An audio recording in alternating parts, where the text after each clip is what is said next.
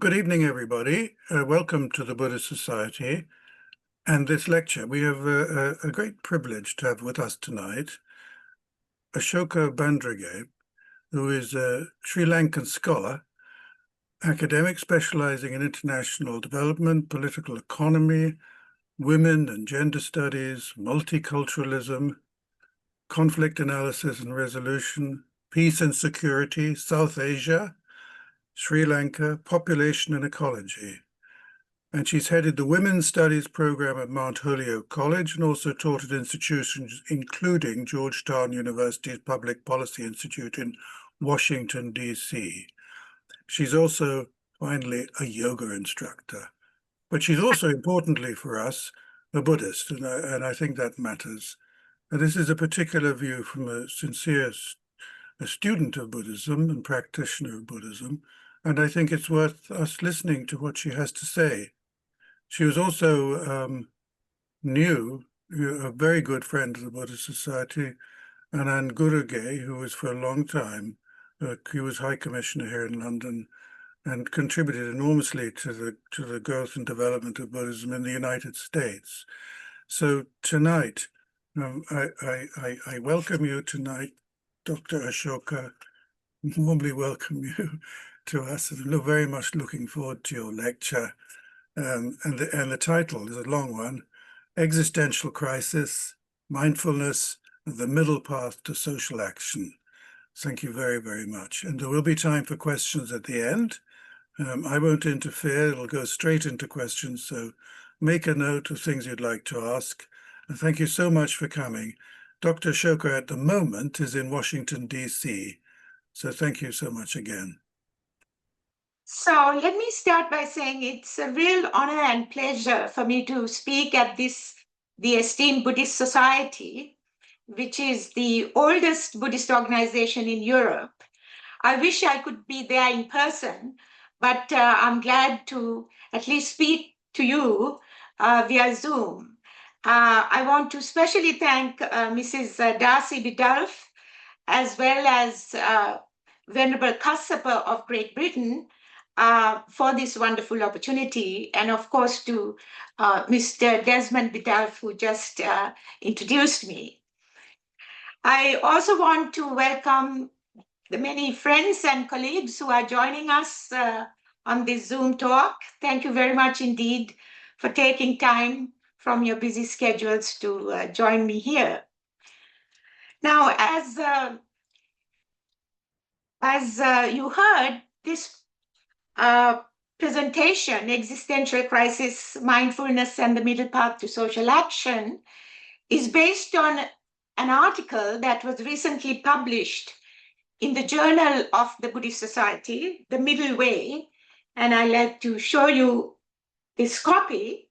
And it's a very beautiful issue, very inspiring one, with articles from His Holiness the Dalai Lama, as well as an article on Asoka the Emperor, the great emperor, by Mr. Desmond Bidulph. So if you get a chance, do get a copy of this wonderful Middle Way journal and take a look.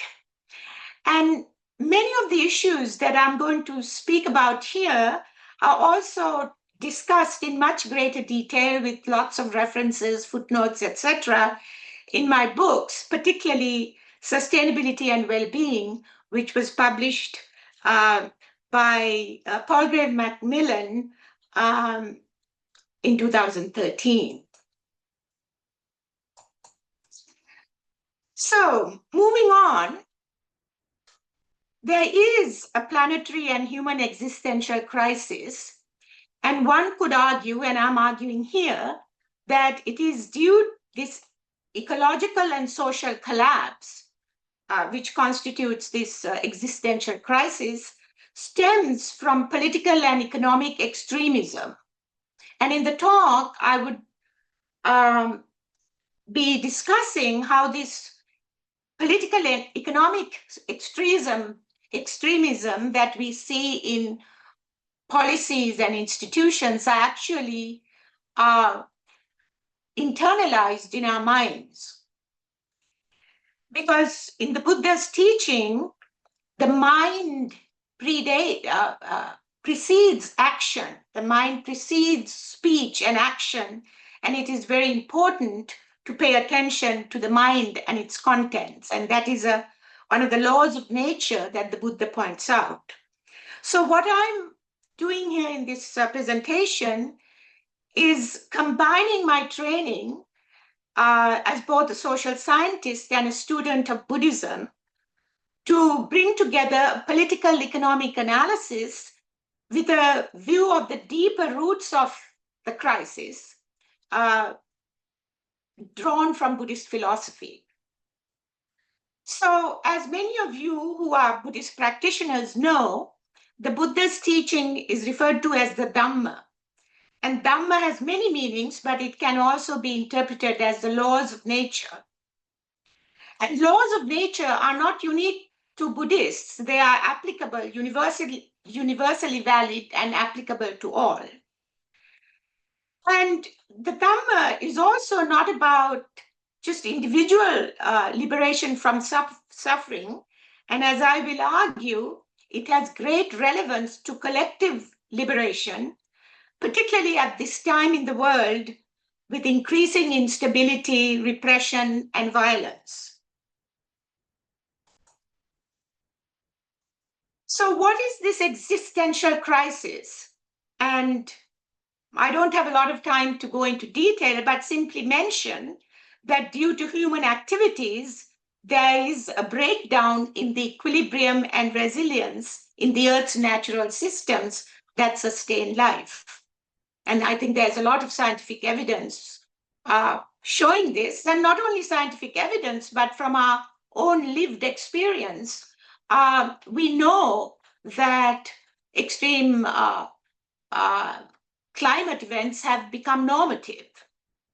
So, as the scientists point out, what's happening is that human beings are exceeding planetary boundaries, and that is getting manifested in a host of problems like climate change, biodiversity loss, air, water, and soil pollution, etc. And I'll just mention a few examples. One, due to global warming and sea level rise, a number of islands in the Pacific have already disappeared. Then with regard to biodiversity loss, it is estimated that up to 1 million species are threatened with extinction in the coming decades. And with regard to pollution, it is reported that 1 in 3 people in the world today do not have access to safe drinking water. Now, this is just sort of the tip of the iceberg. And when we turn from the ecosystems to humanity, and we are part of nature, there's also loss of harmony within humanity as a species.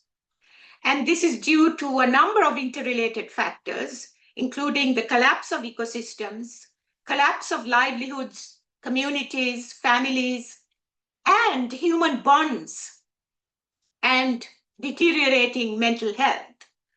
We can see how mental and social disturbances are interrelated. They're not separate. And one of the issues that I want to talk about with regard to social collapse and political and economic extremism is inequality, widening social and economic inequality in the world within the so-called human family. Now, many countries, particularly in the global south, are burdened with sovereign debt and poverty. This is widespread. And these countries and people, especially the nation states, have to spend much of their revenue on interest payments to international creditors rather than providing essential services like health and education that the populations need. Now, I've discussed this in great detail in my book, Crisis in Sri Lanka and the World, which was published by De Gruyter in 2023. So what I do in that book is to show how the global financial architecture and increasing inequality feeds into the poverty of larger and larger groups of people around the world. Now, it is well known that there's a concentration of wealth in the hands of a few global corporations and billionaires, and that concentration is deepening. For example, Oxfam, a well-known NGO, I think they're based in London, points out that currently the richest 1% of people in the world controls more wealth than the bottom 95% put together. Oxfam also shows that the global 1% enjoyed roughly 34 trillion trillion worth of wealth increase since 2015, and that amount would be enough to eliminate annual poverty around the world 22 times over.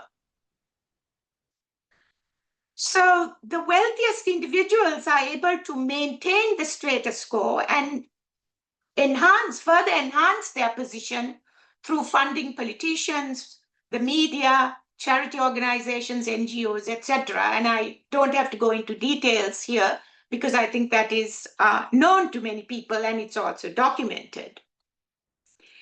But what happens is many of these dominant interest groups are promoting identity and party politics, which exacerbate ethno-religious ideologies and differences, inciting strife and violence. It also diverts public attention away from this existential crisis and preventing people from coming together across social class and other divides to face these common crises of environmental social collapse that is challenging all of humanity. So in order to understand the underlying worldview that contributes to such an unequal and destructive situation, I'm exploring what is being called the dominator paradigm. So underlying the global environmental and global crisis is a worldview, a paradigm of domination which is built on dualistic thinking and othering. It is based on us versus them, equating the survival of the self with power over the other. So it is a system driven by separation, not unity, driven by competition, not cooperation, aggression, not compassion. I'm not saying that the opposing qualities of unity, compassion, cooperation don't exist. But I'm saying is that the opposing position of domination is becoming stronger and stronger, and we need to kind of look at that. But this is not a new worldview or a system of control. Domination thinking and domination social relations predated capitalism and certainly existed in the Buddha's time.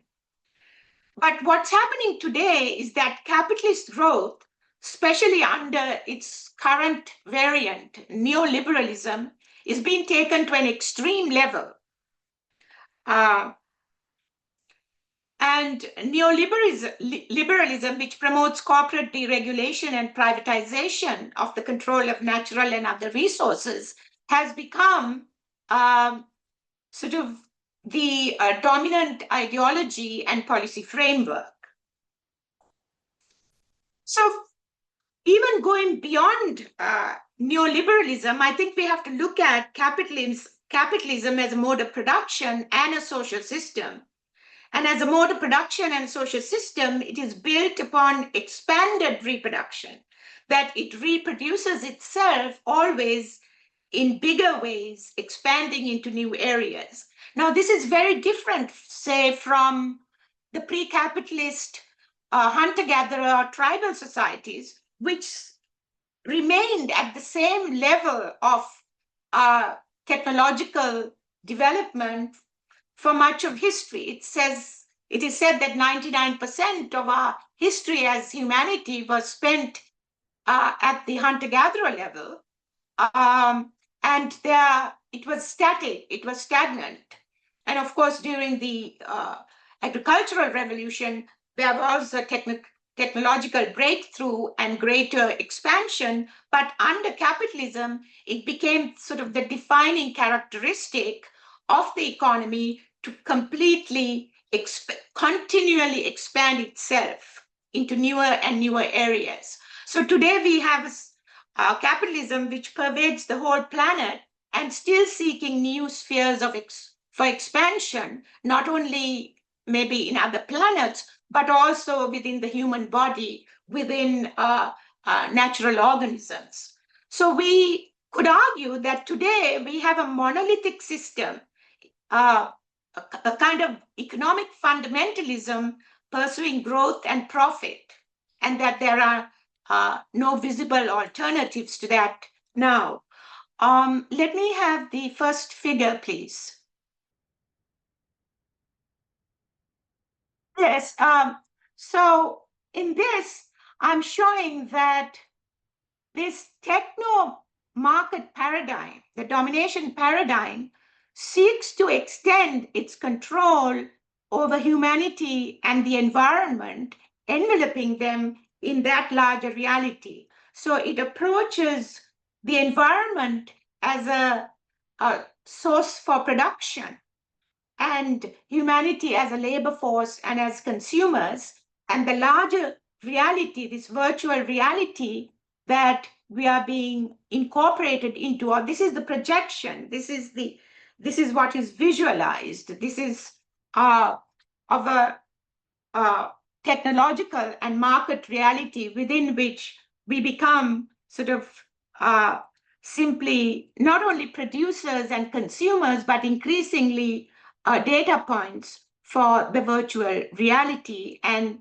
the environment is seen as to be exploited for the resources necessary to run this technological and market machine. Now, there is no question that the development of capitalism has brought forth great material advancement and improved the standards of living of people, and particularly in areas like health, it's been greatly appreciated. But at the same time, today, led by finance, capital, modern science, and technology, this economic system, without controls, without regulation, is dismantling the integration and equilibrium in nature, and while it's seeking to reintegrate and subsume society and environment under its control. So, for example, if we look at AI technologies, artificial intelligence technologies, we see that it is leading to mass surveillance, coercive control, and what some say algorithmic oppression. And ultimately, the control is maintained through massive buildup of militarism and the threat of nuclear weapons. There's also growing fear of the use of AI-powered autonomous weapons in the near future. So we have this situation of growth without limits, which is unraveling nature's equilibrium and exceeding planetary boundaries and limits. So we have a situation now with very little transparency, regulation, and accountability. And in fact, enterprise is creating what can be called negative use values, that is, services that are detrimental to human and planetary health, such as fossil fuel combustion, deforestation, agricultural chemicals, and weapons of mass destruction production. These are continuing to thrive because of lack of regulation and accountability. Now, also the convergence of artificial intelligence and synthetic biology is engineering more and more artificially created forms of plants and animals. And some even argue that in the near future, there will be more lab-created forms of plants and animals rather than those found in nature.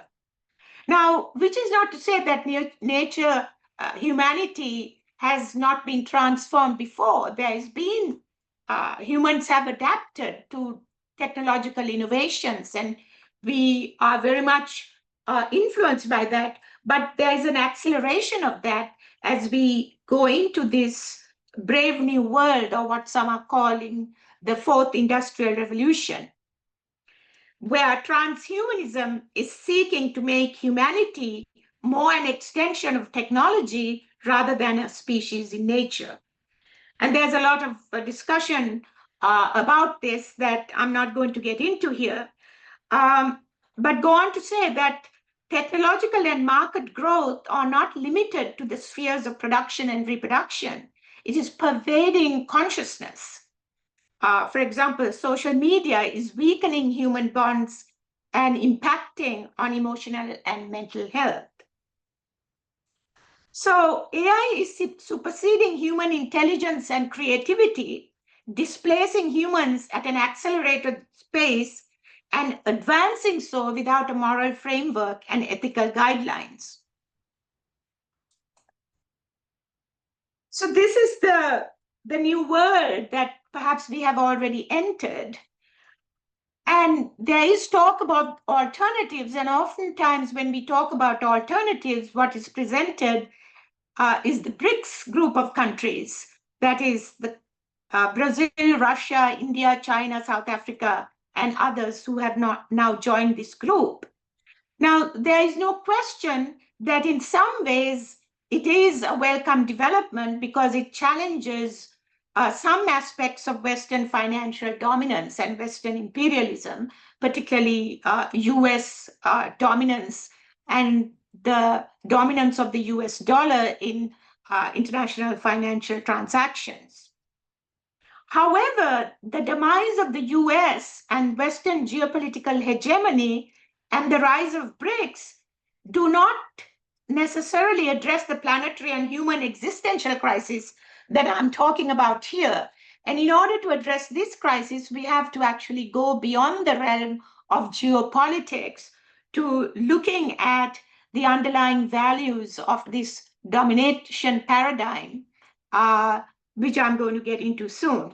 So the emerging multipolar world that BRICS, for example, represents is also pursuing the same dominant model of globalization, prioritizing profit and technomarket growth. And I've written about this in other places, and I would simply mention that China's massive Belt and Road Initiative and India's attempts to control natural and human resources in neighboring countries, such as Sri Lanka, need to be questioned because they raise serious issues regarding long-term environmental impact and the survival of local communities and economies.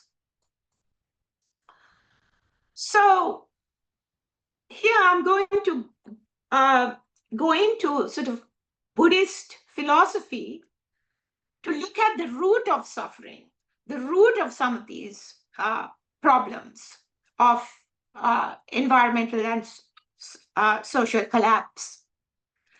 Because I think we need to recognize that technology and the market per se are not the problems. It is the intention and values driving their growth that are problematic. So in order to understand that, I think a consideration of the Buddhist concept of tanha is useful. Tanha refers to craving, to unwholesome desire for material possessions, sense pleasures, and existence. That is a kind of a craving that can never be fully satisfied, is the root of suffering according to the Buddha's teachings. So applying this to the social and political economic realities of our world, we can see how the techno-capitalist imperative is also built on developing craving and attachment and egocentrism. It assumes that individual and social well-being inevitably increase with craving, material growth, and consumption. And modern advertising in particular is built on psychological manipulation of this assumed insatiability of human wants and desires. So before I go on to present a figure showing this, I would like to mention that greed and domination are not limited to the sphere of economics or capitalist economic production. The greed and domination prevail in the political and ideological spheres, and we can see extreme cases now involving the complete annihilation of the other, which is the domination paradigm taken to its logical extreme, where the self feels that it cannot survive without complete annihilation of the other. I guess we can see that in the ongoing genocide in Gaza and the recent killing of the conservative activist Charlie Kirk in the United States, which has led to, mass ramifications in the society. So may I see the second figure here, please? Yeah, so what this figure that I came up with shows is that the assumption is of the domination paradigm, of the dominant model of political and economic development is that the more craving, the more consumption there is, the greater individual as well as collective happiness and well-being. So the whole system is actually incentivizing people to crave more.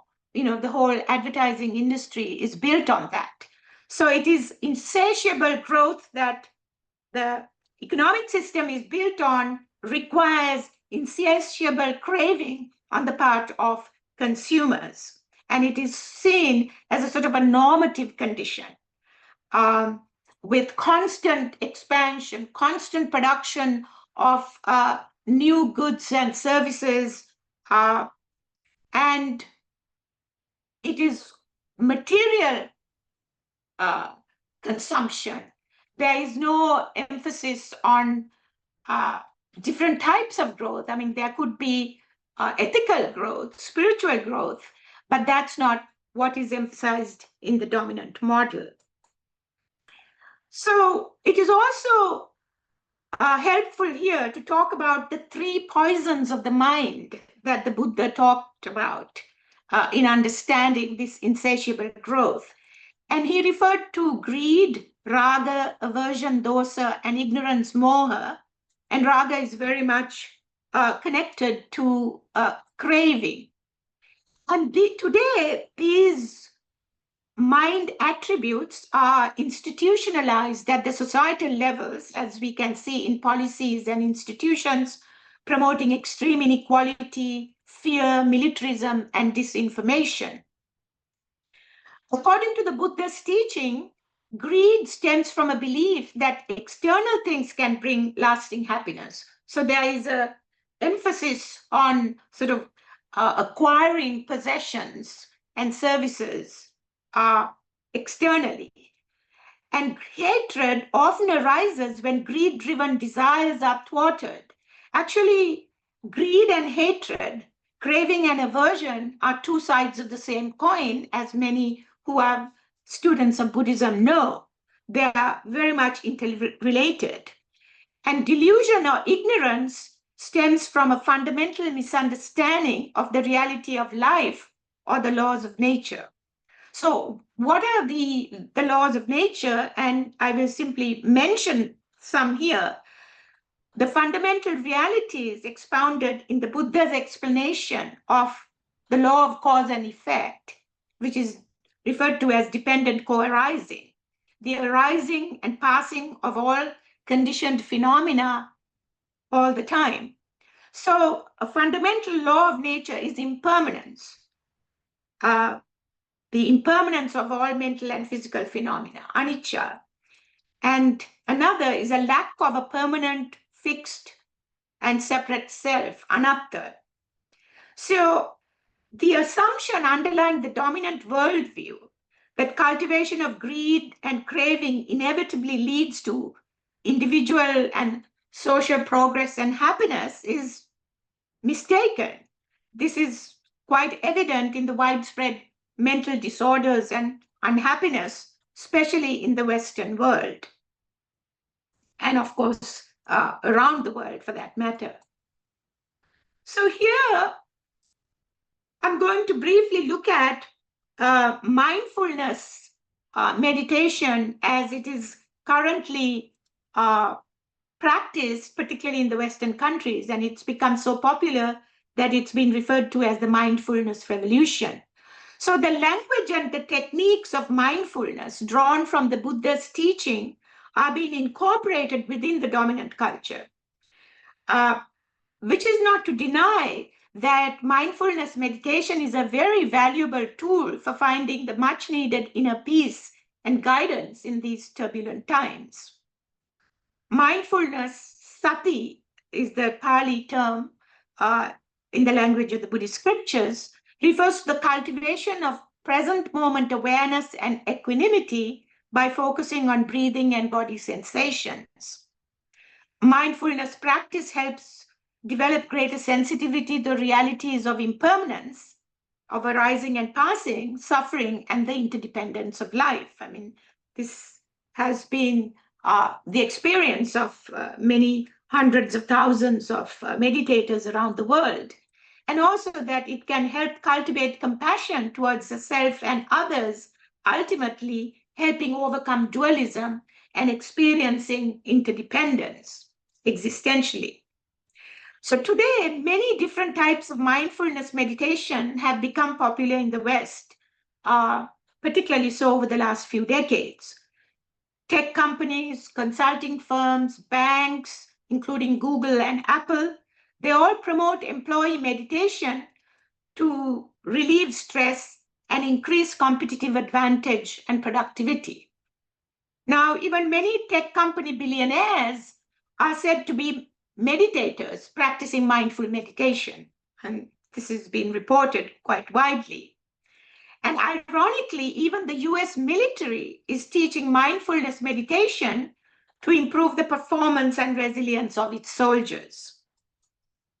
So that raises a lot of questions, because in Buddhist teaching, mindfulness is inextricably tied to an ethical approach to life that upholds nonviolent action, morality, and compassion. It is not just a tool to develop a technique to master one's own mind in order to use the mind towards gaining greater profit and having comparative advantage over one's enemies, so to speak. For the most part, moderation and interdependence were cultivated in traditional Asian Buddhist communities. The moderation and interdependence that accompany mindfulness practice. But in the currently popular profit and power-focused corporate approach, mindfulness does not necessarily involve developing ethical actions needed to create sustainable and socially just development.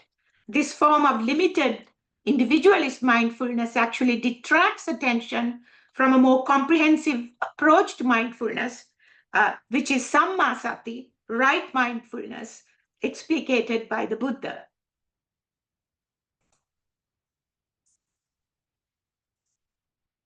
So how can mindfulness then become a guide to overcoming the contemporary existential crisis rather than simply serve as a technique to uphold the collapsing status quo? In order to do that, mindfulness has to be seen as one aspect of the comprehensive path to liberation known as the Noble Eightfold Path, which I'm sure many of you are very familiar with. I don't need to discuss, but simply mention the other aspects of the Noble Eightfold Path: right view, right thought, right speech, right action, right livelihood, right effort, right mindfulness, and right concentration. That is, right mindfulness is to be practiced in conjunction with morality and wisdom. It cannot be extricated from these other aspects of the Noble Eightfold Path in a fragmented way as it is done currently. And one thing that I also need to mention is that the Eightfold Noble Path is in turn part of the Four Noble Truths, which is the foundation of Buddhist philosophy. And all the different traditions of Buddhism adhere to this, the Four Noble Truths, as the foundation of the Buddhist teaching. And again, here I will simply mention them. First one, as you know, being the reality of suffering, dukkha. Second, cause of suffering, which is craving and attachment, ending of suffering, nirvana. And the fourth, the path to the ending of suffering, the Noble Eightfold Path. So liberation from suffering at both the individual and societal levels lies in weakening tanha, which is the cause of suffering, the craving, through a practice of mindfulness and wisdom, and morality like nonviolence, honesty, and generosity. Now, I also want to mention that Buddhist philosophy shares some of these core moral precepts with other major world religions. So it is not unique to Buddhism. This call for morality, nonviolence, honesty, generosity in human interactions. The common human search for meaning and ethical behavior needs to be has to be encouraged to address the existential crisis, which is one of the motivations for my doing this work as well. So the middle path, the Noble Eightfold Path, is also referred to as the middle path, and it was developed by the Buddha based on his own life experiences. And I'm sure you know the story of the Buddha's life. First, as an heir to a royal throne, he indulged in extreme sensual pleasures. And later, in his quest for spiritual liberation, he practiced self-mortification. But then he came to discover that neither overindulgence nor self-denial resulted in true inner harmony. So he promoted the middle way, or the middle path, as the path to human liberation. So just a few words about the middle path. It is not simply a compromise between extremes, but a principled ethical way which rises above the extremes, and it's a path of peace rather than violence. So unquestionably, there is a lot of cynicism in the world today about developing positive mind qualities. There's a kind of cynicism that the domination and craving, for example, are the realities of human life.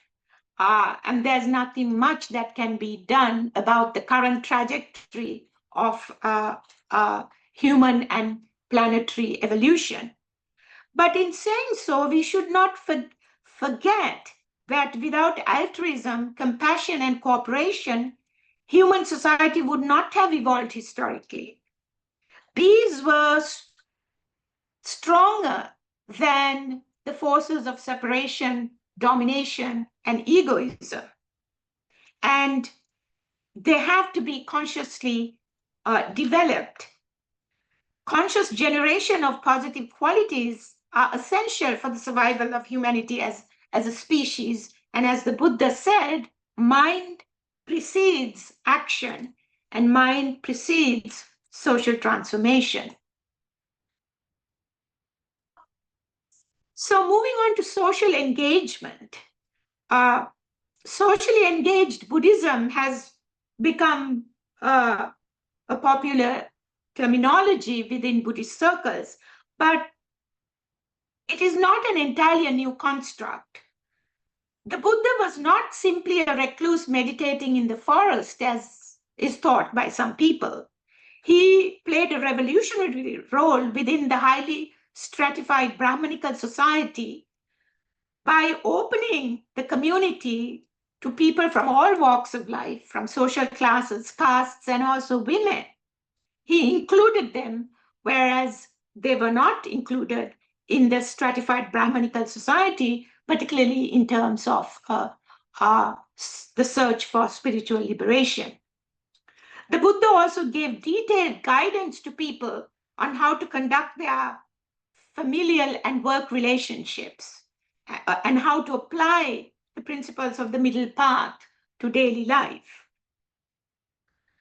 That it is not something that is developed in isolation, but in the process of living.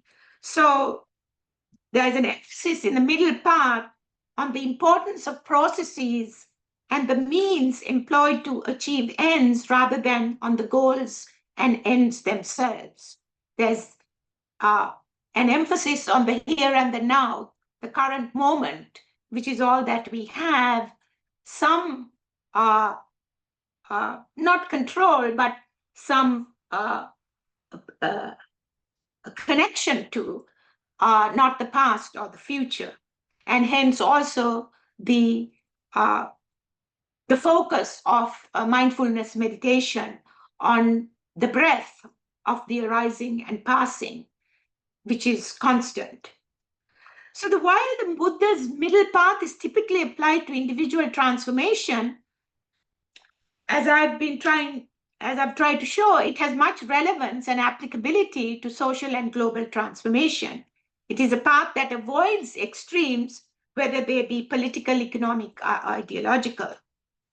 And it is a principled approach to balance openness, patience, and perseverance, both in one's individual life and our life as a collective human community.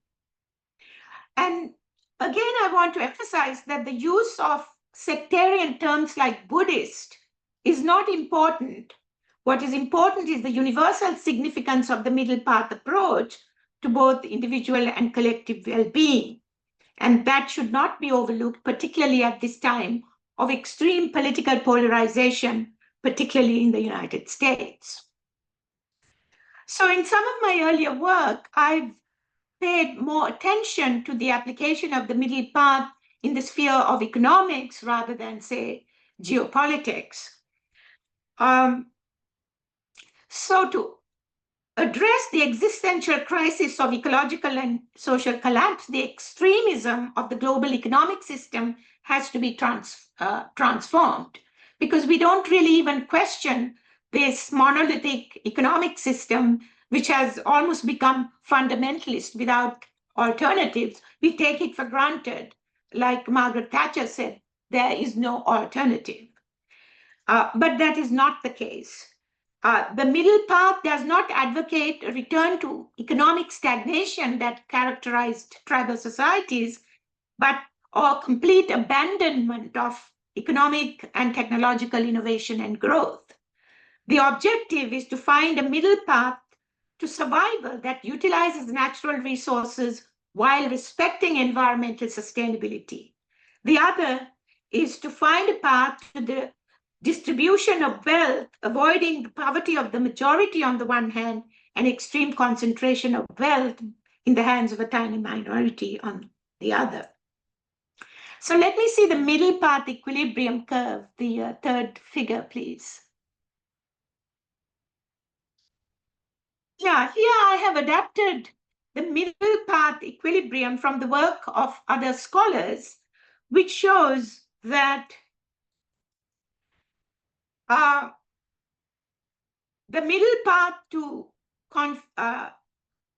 inner transformation calls for people to shift away from insatiable craving to moderation.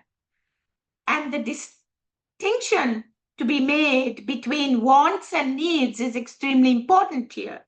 Yes, people have basic human needs that need to be met, particularly the basic needs of the vast majority of the people who are poverty-stricken and who don't have access to food, clean drinking water, education, healthcare, so on and so forth. So there needs to be needs, and everyone's needs have to be met.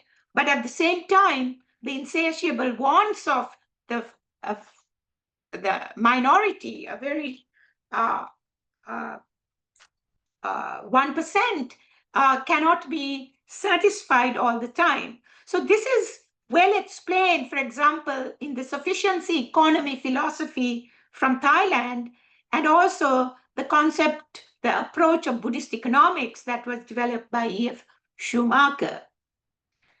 So if you look at the middle path equilibrium curve, it shows that optimal material and spiritual well-being lies neither in the extreme deprivation nor in excessive wealth, but in a balanced middle ground. So this is very different from the linear consumption and well-being projection of the dominant paradigm that I showed you in figure 2. The middle path points out that after a certain point, increasing material consumption and resource use actually begins to decrease happiness and well-being. So simply gorging on material possessions and services and so on doesn't necessarily increase one's happiness. And I think there are plenty of examples of that, and we are all familiar with that. Although it's become very difficult for people to extricate themselves from that dominant thinking and that pattern of living. In other words, optimum individual and social well-being results from balanced and shared consumption of resources and goods. Social harmony can prevail with greater sharing of wealth and resources rather than continuing the extremes of concentration and deprivation. So the challenge is how to apply this to social policy making. So the transition that is needed is not just in consumption, because we can't just tell consumers, oh, you should now only consume what is absolutely essential and necessary and give up everything else, because of the way the society and the economy is structured with constant innovation. People don't have all control over what they consume. They have to constantly keep adapting to the latest technology and the software on their computer, et cetera, et cetera. So a transition from unchecked growth to sustainable development also requires not only a change in thinking in the worldview of what it means to be human and what we need, but also in changes of ownership structures, production technologies, renewable sources of energy, and distribution and methods of communication systems. So this can only be achieved by integrating ethical, social, and ecological criteria into economic decision-making at the start, rather than after ecological and social problems have already taken place, which is now our current situation. So in this era of unquestioned globalization and export-import economies, Buddhist economics and ecological economics, advocating things like small is beautiful, which E.F. Schumacher promoted, are not taken very seriously. Community-centered economics, bioregionalism, advocating for local control of resources, food sovereignty, that are more compatible with environmental sustainability and social justice, are not given much attention. Although there are still many groups around the world seeking to follow a middle path that is more conducive to the preservation of the intricate web of ecosystems than all the global supply chains, agribusiness, and transnational corporate dominance. But the groups like farmers, for example, in Global South, who are still trying to protect their natural seed varieties and refrain from overusing agricultural pesticides and chemicals and fertilizers, and trying to uphold food sovereignty, their activities and efforts are not given that much attention, although there are many groups who are working towards those which can be also identified along the middle path. So may I please see the fourth figure, partnership and the ecological paradigm? So here, it seemed like wishful thinking today to talk about ecological civilization and making a paradigm shift from the techno-market domination to an ecological partnership model. But the reality, the truth is that we live within nature, we are part of nature, and the larger reality is the natural environment within which we are small organisms. And the economy is just a subsector of human society. And Mother Nature, if you want to use that term, is the larger reality within which we all survive and live. So the attempt of the dominant techno-market paradigm to absorb humanity and the environment within its artificially created sphere is actually mistaken, because that goes against the laws of nature. Human society is impacted by technology and commerce, but we are primarily a part of nature rather than part of technology and the market, and we are subject to the laws of nature, particularly impermanence and interdependence.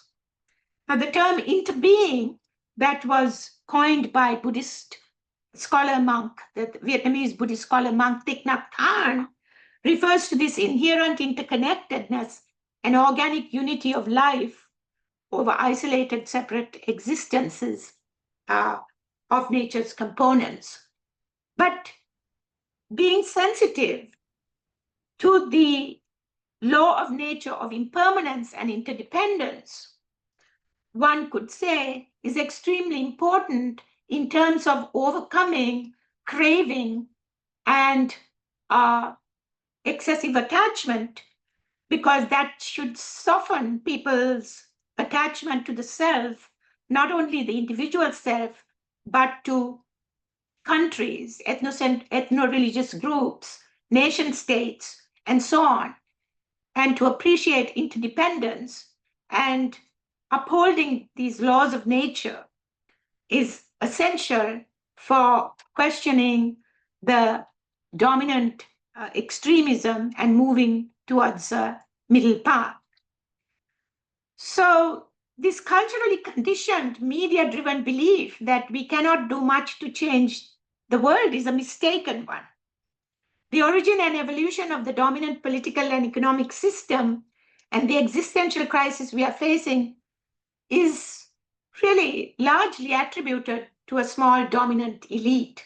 And it has always been the case throughout historical evolution, that the dominant few makes the decisions, and the majority follow, although there have always also been resistance from majority and the public, and changes have occurred over time, including changes within capitalist production, moving it towards a more humane direction. There have been efforts to do that. But we cannot wait for the dominant elite to lead the way to an alternative, ecological, just and peaceful world.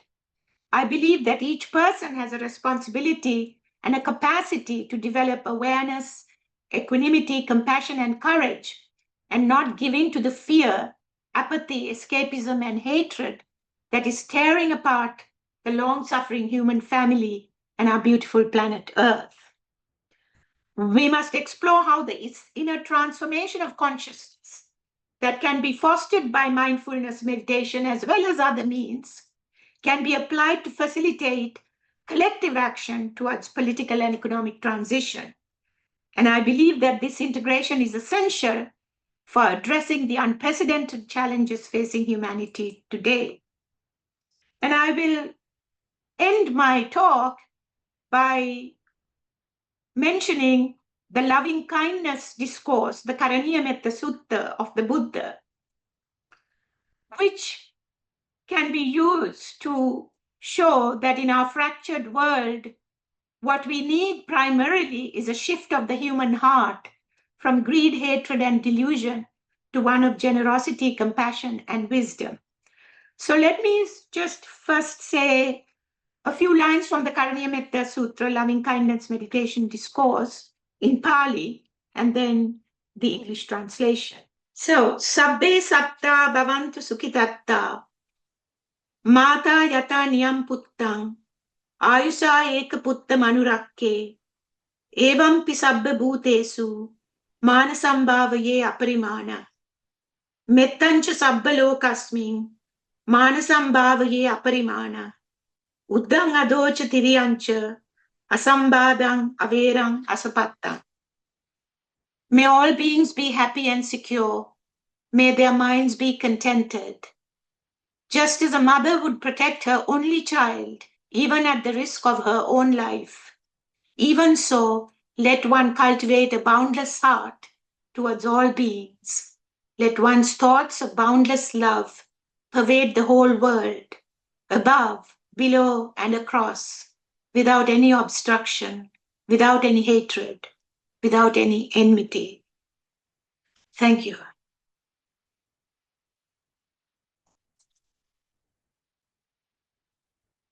So, you can take questions and comments if you like. Thank you. Thank you for listening.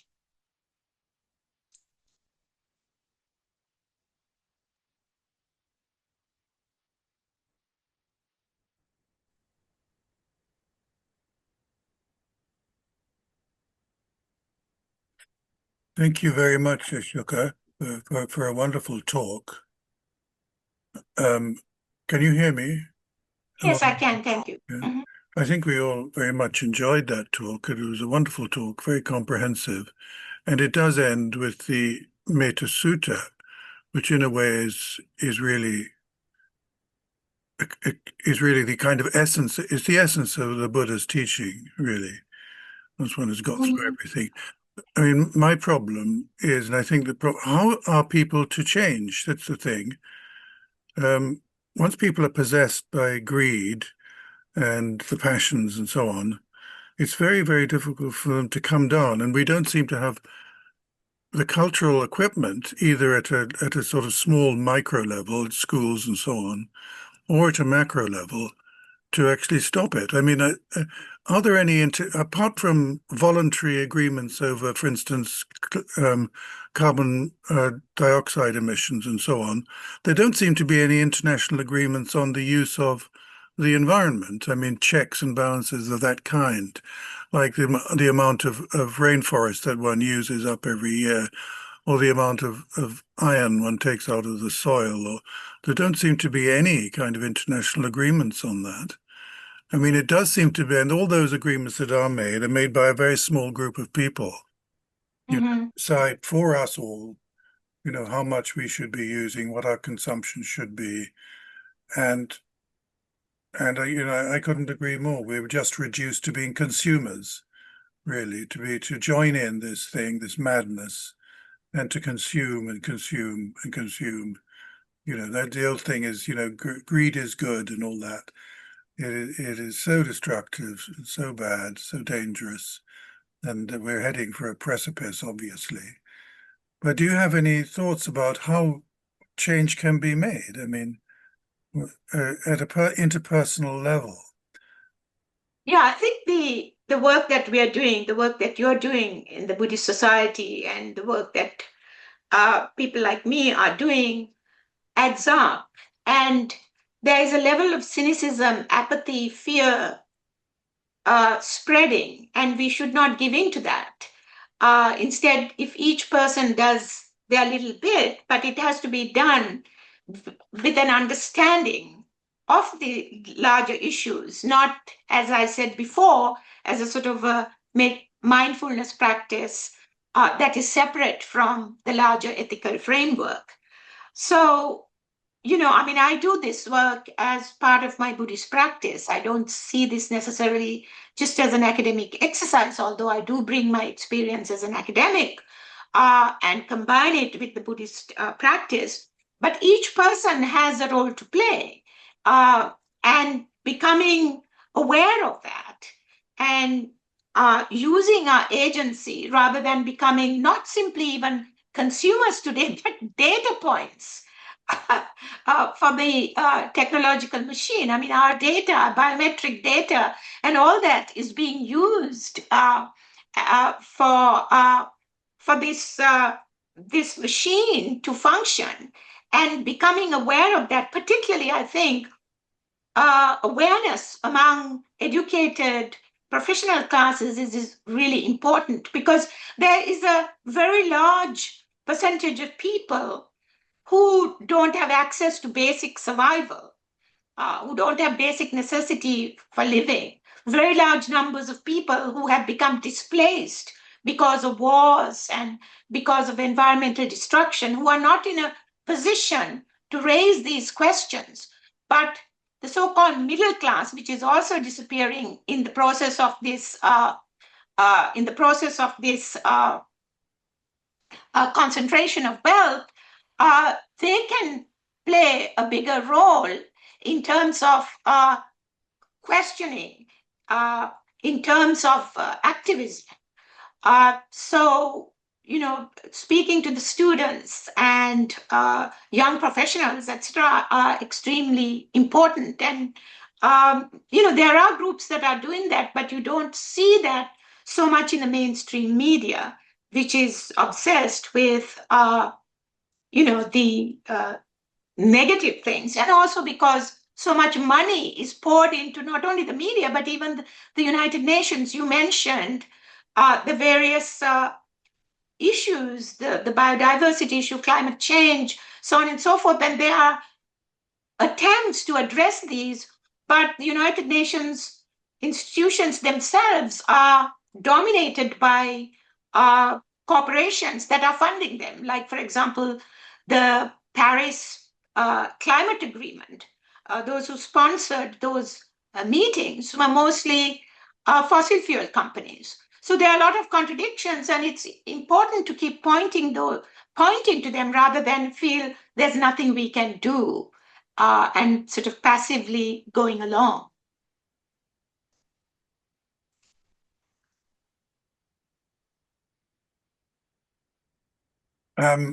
If you don't mind me replying, to that, it seems to me that the real problem is generating compassion.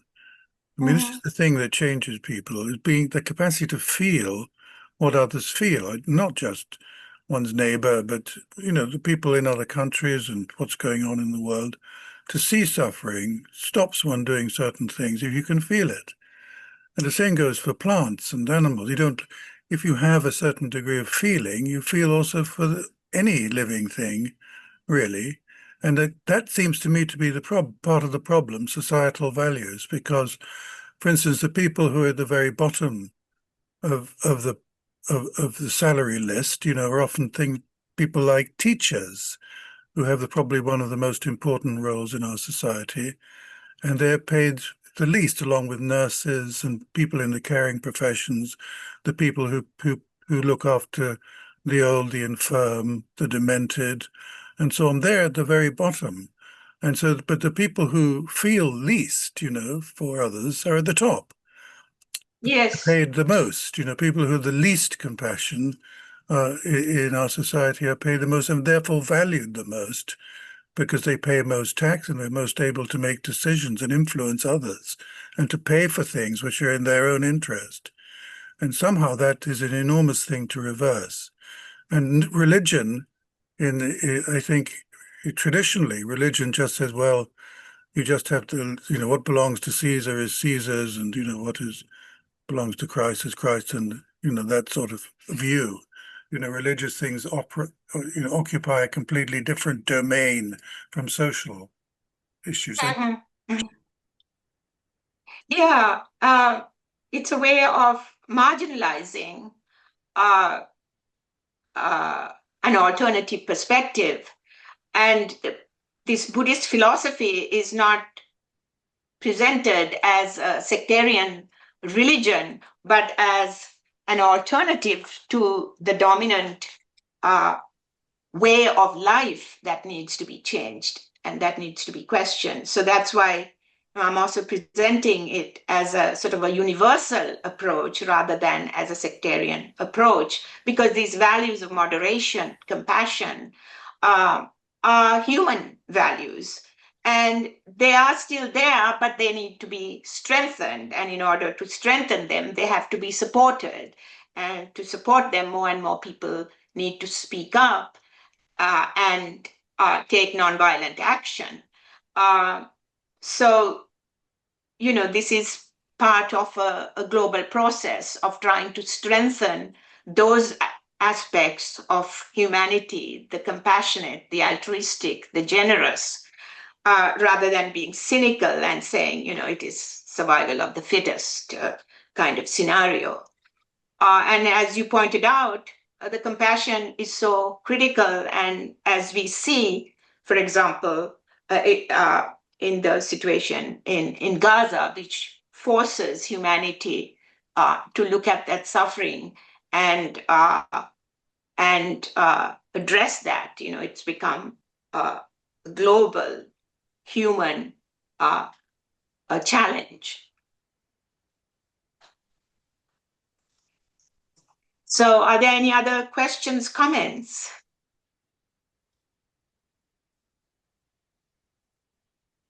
There's a little hand at the bottom of your screen. If you just touch that, you can then be unmuted and then you can ask a question. Oh. Hello. So yeah, you mentioned earlier, just the general view of the middle path being one that avoids extremes on either side. And I wondered what your thoughts are on maintaining that understanding as the Overton window generally shifts. And so where frameworks which once seemed aligned with the middle way are reframed as potentially extreme, and especially how that intersects with the methods and the commitment of those few in power to enforcing that reframing. I'm not sure if I really understood your question. You are asking how the principles and methods of the middle way can be taken up and institutionalized by those in power? No, sorry, it's slightly different. So as a position that once seemed aligned with the middle way becomes presented or reframed as more extreme by the establishment or by those in power, how does one keep their head on their shoulders, basically, and resist that enforced extremism, let's say? Yeah. I haven't personally seen that, the middle way or middle path being presented as one of extremism. But I think sticking to the principles of the middle way, especially nonviolence, is extremely important. Because if those pursuing the middle way are also compelled to take extremist positions, using violence, etc., then it's no longer the middle way, and it is difficult because it is not appreciated by all. And if you look at, for example, what's happening in the United States, it's a polarization. It's either or in terms of political party affiliation and so on, and there's sort of no alternatives, and creating alternatives requires dialogue and communication, and but that's what is needed in the world today. We need to question this dominant trajectory, particularly at a time when AI is beginning to shape human life more and more, like chat GPT and so on. Are there many controls? So what is the middle way there? Where do you draw the line? I don't think there are easy answers, but if we draw the line in terms of draw the line at nonviolence, meeting the basic needs of the majority of all people, the looking at the concentration of wealth and just development, I think that those principles, need to be reiterated and upheld. Okay, yeah, thank you ever so much. Yeah, that's great.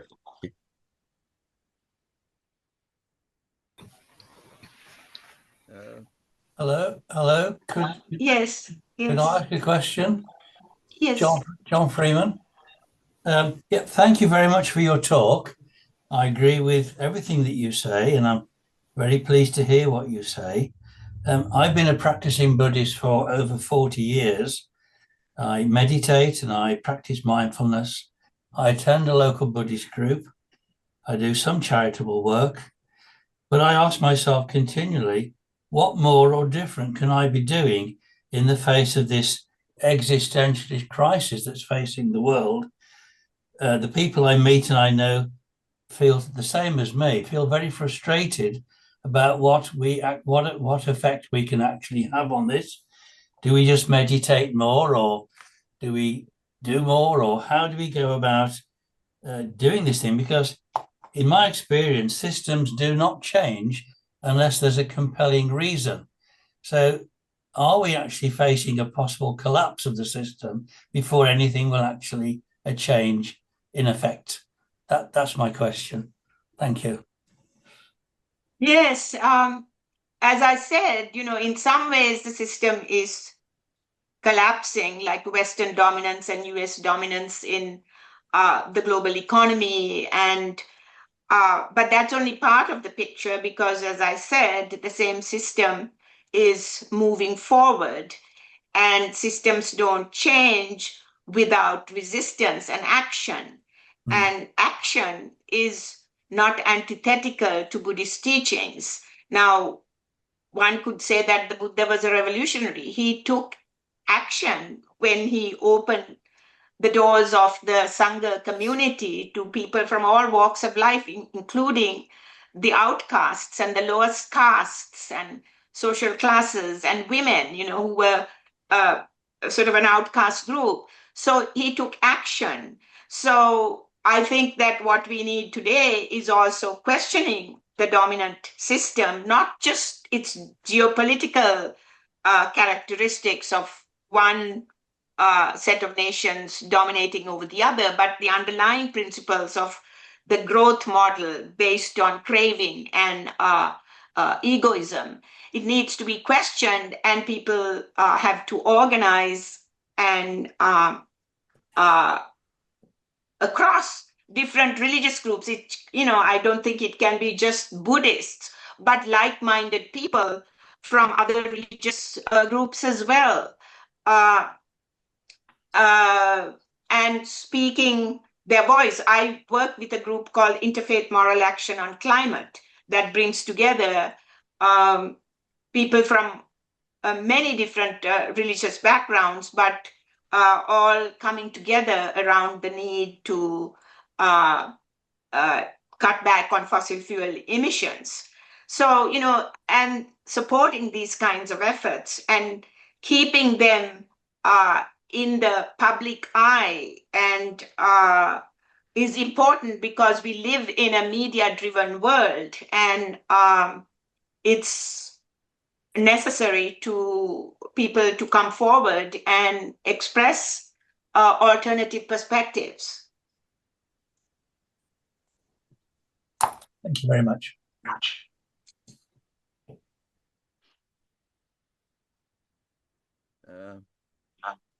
May I speak? Yes, please. For some, I apologize. My video is not working. I keep turning it on and it keeps telling me that it's not working. So can I speak without you seeing? One of my teachers, Claudio Naranco, and also Ivan Illich, emphasized very much that the important thing as well is very important is for the future is education, because if we're all consumers now, if we bring up our own children. Oh, I'm sorry. Is this better now? Can you hear me better? It's better. I can hear you better. I'll try and raise my volume. I'm sorry, it's not working very well, my computer. That if we bring up our children, the next generation, as consumers, which is what most schools are doing, then there will be no real way forward, because the strength of the economic, social, political, and ideological oppression has to be fought at the basic level of teaching these kids, teaching children not to become like we are, in a way, or what we have become. So what I wanted to know was, for instance, there's group, I worked many years in Italy, and there's a Buddhist group there which go into schools. They try to teach the children non-aggression, non-violence, non-adhesion to the dominant ideology of only seeking pleasure from outside of themselves. But what do you think can we do, or what to help teachers and to help children to become, well, not like us, basically, or not like what we have become? Because we among us here in this meeting, we're all Buddhists, we're all positive and constructively minded in trying to seek a way to liberate the human race from the sort of the catastrophe that we have generated ourselves. But how can we help the children in more positive ways? Yeah, it's a very good question. There are certain families and communities that are dropping out of the system, so to speak. Not many, but there are. And educating children at home rather than in the schools, and giving them a freedom for expression, and living in more community-based ways. But those are few and far between, and not everyone is in a position to, say, return to the land and live in small communities, maybe off the grid and so on. And some have said that those are the few groups that are going to survive a catastrophe in the future. But most of us are not in a position to do that. But I think that we can, in our small ways, try to weaken our attachment to the values of the system and see where we can make a difference by doing, what we can on an everyday level to bring greater closeness among people and peace. And certainly working with children is really important, and that's something that also can be done outside of the school system in families and communities. But I know it's not easy, but even beginning to talk about it, beginning to say that an alternative is possible, because ultimately these problems lie in the mind, and it's possible to change our thinking and our consciousness.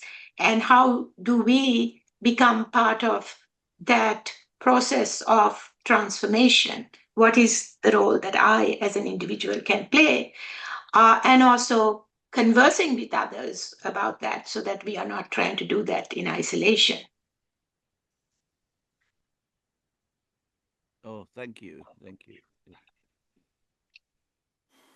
Can I then say something now? Thank you for the talk. My name is Mariano, and I volunteer as a Buddhist chaplain at the Buddhist Society. Engaged Buddhism. We've seen recently, especially around ecological issues, but also in spiritual care, burnout. Yeah. And burnout comes from expectations, which doesn't mean that we don't act in a predictive way and wholeheartedly, but it means also no attachment to outcomes, especially when it involves other people. So what is the bias there? I think what helps there is the spirit of service, not going out to change people. Yeah, it is, and we can borrow from the Mahayana in that sense, from the archetypal bodhisattva. Yeah, the spirit of service for the benefit of everyone, without without attachment to outcomes, and certainly try and implement in our own life what we think should be done, but not trying to impose on others at the same time. Yeah, and if there is any value in what we try and implement with our life, then other people will see the point and might join in. Because it is so easy to be taken over by, you know, emotional reactions, and then, you know, cast all sort of evils onto others. You know, just taking our map of life too seriously, and not seeing that there are many other ways of looking at things, because people are coming from different situations and viewpoints. And we are so good at deceiving ourselves that, you know, my way of seeing things is the correct one. Right. Yeah, I think that your emphasis on service is much appreciated. And at the same time, I think that the compassion that the Buddha talks about is something that we have to generate towards ourselves as well. You know, there is a lot in the Buddhist compassion meditations of applying the compassion towards ourselves, because especially in the Western world, you know, there's a lot of guilt and self-blame. And I think that the compassion has to start with ourselves, that we see our own suffering, and that we are part of, you know, the suffering humanity, and how can we bring more balance to ourselves. And so sort of working on ourselves while at the same time extending that in terms of serving others. So I think the two hand in hand. Towards ourselves, it is the letting go, really, the most compassionate approach, keeping letting go. Yeah, because if we are suffering because we've got our own ideas and we are getting frustrated, and yeah, the core of the practice is letting go, really. Yeah, letting go of craving and attachment. Yeah.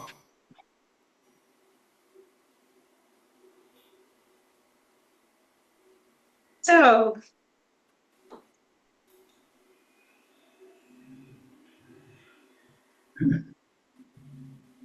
at the beginning of your talk, you mentioned an article in the Middle Way journal. Would you mind repeating that, please? Yeah, the article in the Middle Way journal is, my article is under the same title, Existential Crisis, Mindfulness, and the Middle Path to Social Action, in the current issue of the Middle Way journal. Oh, it's the current issue, right. Is that the summer issue then? Yes, summer volume 100, number 2. It was just published. It's a beautiful issue with, you know, as I said, articles by His Holiness the Dalai Lama, an article from on Asoka the Great by Dr. Desmond Biddulph, and you know, a lot of photographs. Right, okay. Oh, thank you for that. Yeah.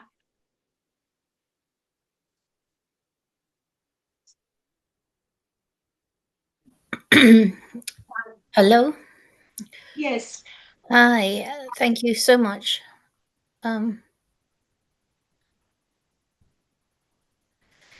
It's a very, very comprehensive and global perspective on what's happening in our world.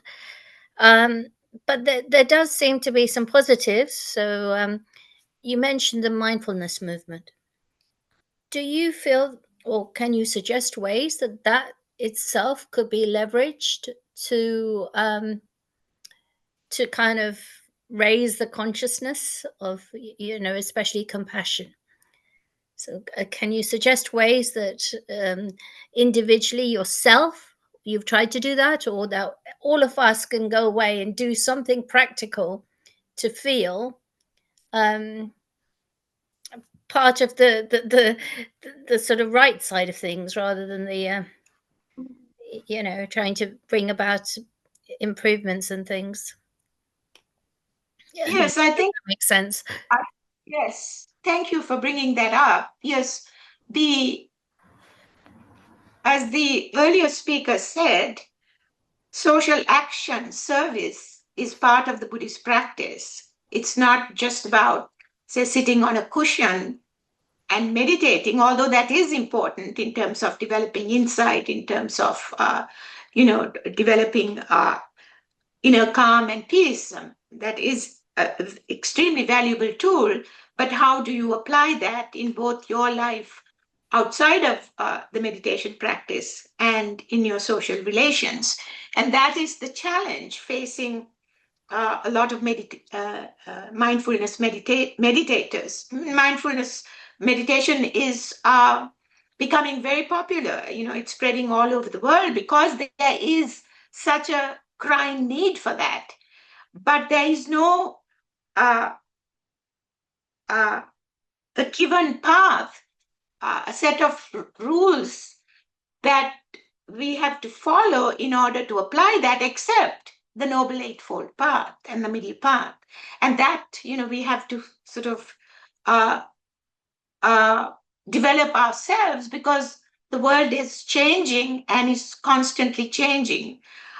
So we don't live in small communities anymore. We live in a globalized world, and much of life is now, in virtual reality. And in this changing context, how do we bring that mindfulness practice and the Buddhist teachings to bear? And as I say, I've struggled with this throughout the decades. And in some mindfulness insight meditation traditions, social action is not encouraged. So, even in those contexts, sometimes, you have to resist a certain established patterns, because they may not necessarily be patterns that the Buddha advocated, but these are sort of traditions developed by these new organizations. So it is, I think that individuals can't do that alone, but doing that with others is important, and having spaces to communicate these needs.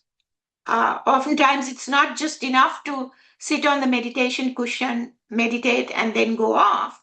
But then how do we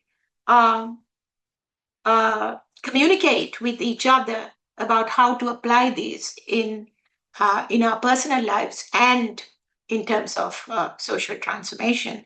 So I believe that's very important, but I wish there was an easy answer that I could give of a proven method or organization that I can point to.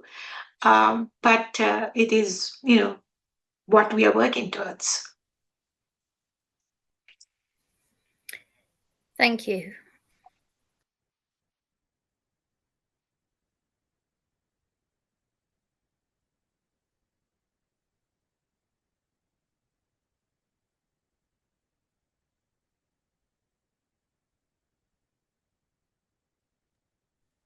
Thank you again. They're very interesting questions and interesting answers. But it strikes me that the Buddha's teaching of craving, desire, avarice is really the core of things, isn't it? And our whole world seems to be run by avarice. I mean, the whole economic system, if you turn on the television, you're not a good citizen unless you're stuffing yourself with food or going out and buying a new sofa and be a good citizen. You go and, you have to aspire. You're meant to aspire towards all these things. So there's no real help to help people be satisfied with little, which is one of the marks of a sort of settled person, isn't it? They can be alone. You're not encouraged to be alone. You're meant to be in groups all the time, doing things together. It needs a real restructuring of society. And it's not for nothing that the Buddha's teaching was considered the lion's roar, because it was a really radical teaching. And I think it should be seen as such. I don't think there's any harm in it being seen as such, because that's what it is. It's a radical teaching that will overcome the problems. If people can do it for themselves, they need to do it for themselves. They see the necessity of it and incorporate the values that are gained from it. But it's not a leisure activity, and it's not social action. It's something really fundamental to what we are as humans. It seems to me, anyway. But thank you. Yeah, I definitely agree with you. Yes, thank you. Yeah, I think that this core issue of craving, never enough, insatiability, and its application to the global situation, needs to be much better appreciated even by Buddhists. But yes, can I just follow up on what you said earlier, where you felt that there's a slight conflict between what, say, Vipassana is quite insular, and it doesn't encourage the social activism, and so you're in a kind of conflicted state in yourself because you believe it's important, and it certainly is, and that was really the reason for the question, which is that whilst you might not be able to leverage Buddhism itself, but you could, because there's already a kind of movement for mindfulness, to leverage that instead as a way, an entry to further get people's interest, which I think has happened. It's quite significant how popular it is. But do you not think that the globalist capitalist issues are in some ways rooted around or follow on from organized religion? Because whereas you have the Buddha, who was, the lion, but then what follows on from it is sometimes not quite what the Buddha said. It can be quite, we see it in the churches. So what do you say about that, if anything? Yeah, sure. There's often a big disparity between theory and practice, even within Buddhist organizations and people who call themselves Buddhists. So that's always going to be there. But in terms of leveraging the mindfulness movement, I agree with you. You can't simply dismiss as corporate mindfulness and Mac mindfulness, as some call it, but see where it can be incorporated into social transformation, because it's very limited in the way it's practiced in many situations, but not all. So, the Buddhist teachers and others, providing a way in how they run their organizations, for example, and would be also helpful, and also joining the mindfulness movement with social change activism of helping those in need. That can be easily done. Something like providing, developing generosity, not simply focusing on just one's inner calm and peace, and happiness. It's become part of the happiness project, so to speak, very individualistic. But how can individual happiness also, and individual happiness is very much related to global happiness. It's very difficult today for individuals to be very happy. Even some of the CEOs of the largest, most important tech companies like OpenAI is saying he can't sleep at night. Plenty of wealth and position, but no inner peace. So how can that be leveraged in order to make changes and provide support to others, which is what one of the speakers said before. So yeah, finding ways to leverage that rather than throwing it all out and saying that it is mindfulness is important. Thanks. Mm.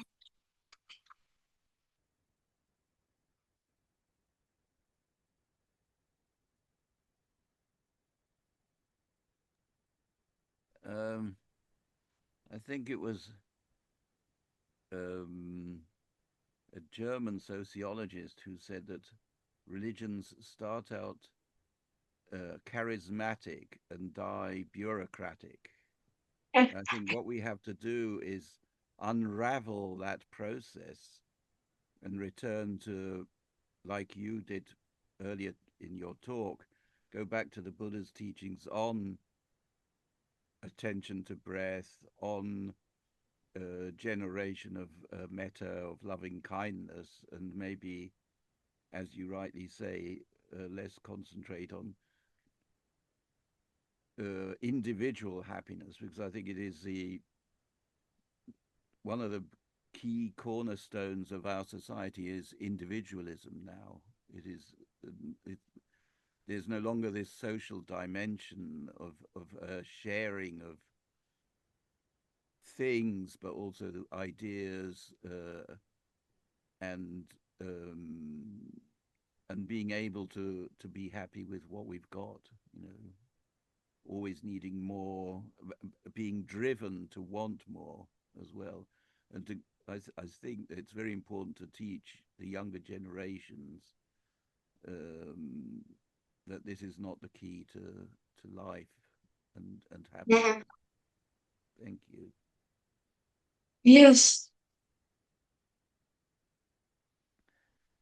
Growth, there's so much emphasis on growth, but what kind of growth? There can also be an alternative emphasis on spiritual and ethical growth. There's human development, human growth, because there are so many ways that one can grow. It's not about stopping growth, but not this very externalized materialist growth. So I think it's a question of human development, not just about technological or market development. So it's a long road ahead, but we keep doing what we can, which is what the Buddha taught us. The right effort, virya, is very important, and it's appreciation and gratitude also for what we have is important, and seeing the positive of this wonderful earth and humanity with also its capacity for enormous compassion and wisdom. We should not forget that. We should keep that alive.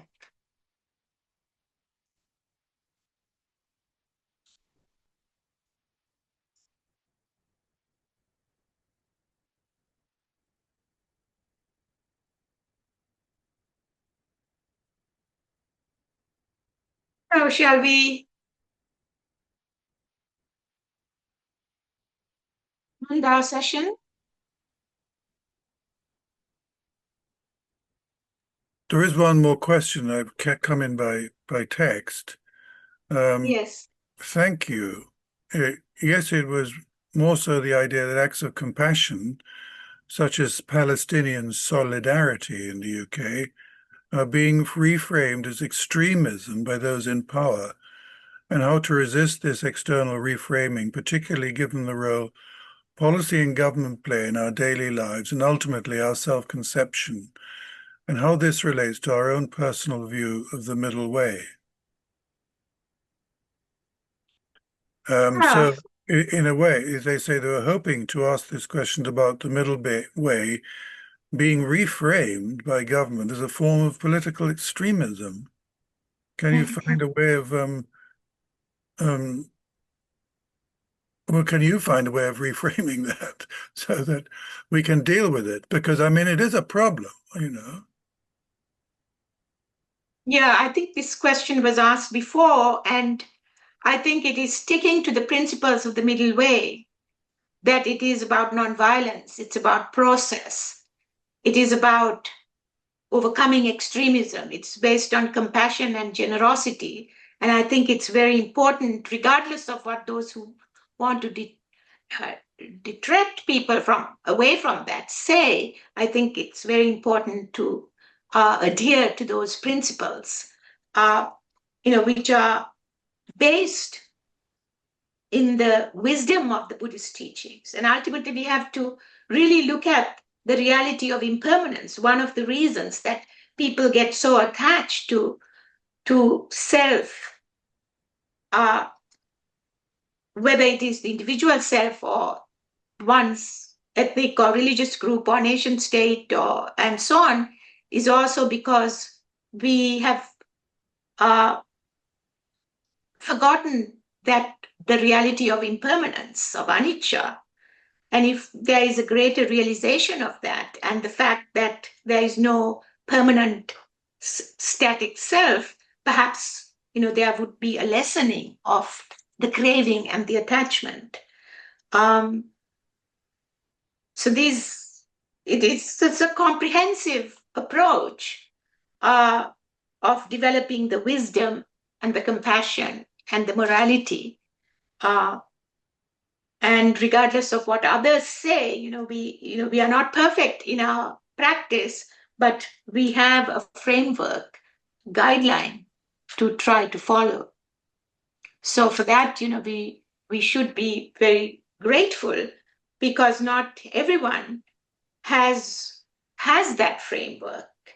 I mean, it doesn't have to be called a Buddhist one, but to have a clarity of what it means to be human, what is really essential to be happy, and how we should relate to the world. We are fortunate to have the framework that has been given to us by the Buddha. Mm-hmm. Yeah, thank you. I mean, the Buddha way is the human way, really, isn't it? Mm-hmm. The human path. Are there any more questions from the floor?